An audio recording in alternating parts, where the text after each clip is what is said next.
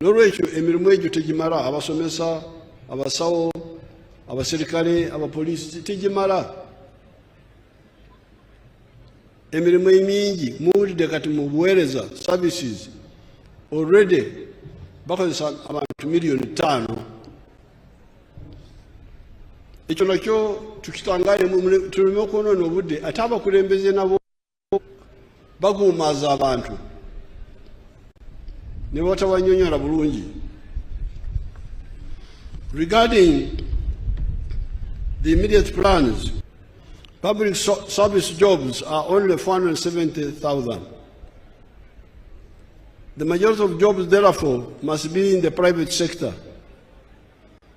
Already manufacturing is employing 1.2 million people.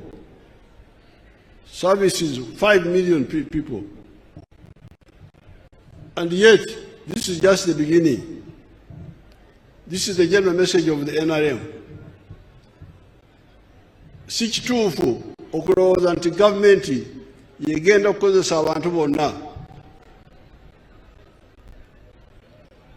kubanga emirimu gya gavumenti gimanyiddwa.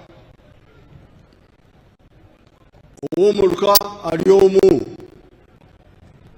ow'eggombolola ali omu, DC ali omu, omubaka wa constituency wa parliament ali omu. Ne bw'ogenda ku basomesa waliwo ekibalo. Omubudde obwaffe omusomesa omu yasomesanga abaana 40. Kati bangambye tugiyita teacher people ratio. Bangambye nti kati mwakiteeka ku omusomesa omu eri abaana 50. Bwe twaggalawo olwa korona abaana abagenda mu byalo baali obukadde 15. Kati bw'otwalira ku kibalo kiri ekya 55 ogenda kusanga nti abasomesa abeetaagibwa bali 3,000.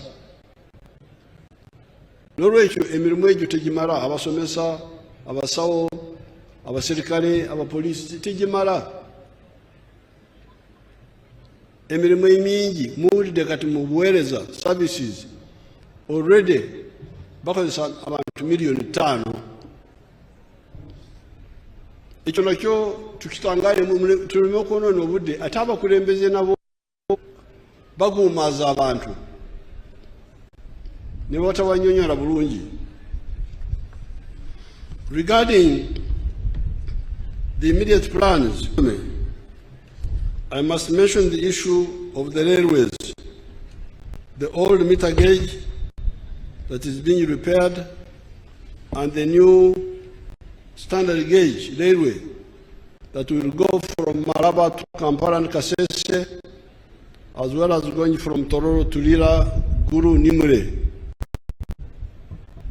With our petroleum resources, we are going to fund all this.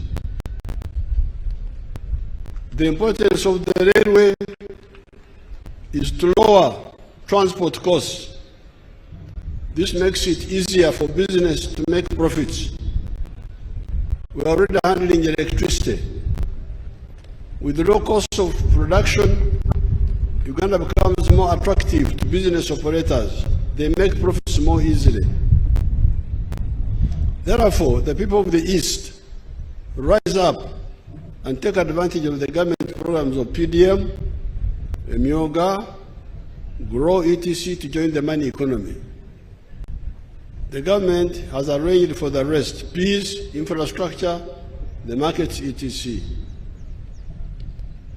I cannot end this address without again emphasizing the importance of the African economic and political integration in whatever we are doing in regard to the two historical missions: prosperity for the African people